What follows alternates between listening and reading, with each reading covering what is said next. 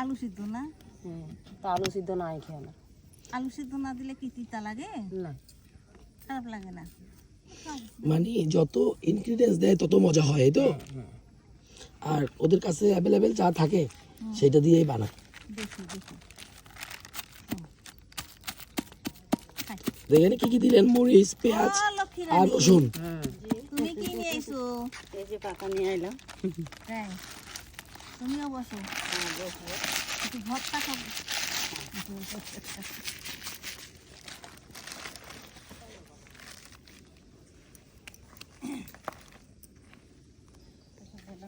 বোম্বাই মরিচও দেন নাকি? দে বাবা, আপনারা তো একটু টেস্ট করতে পারবেন না।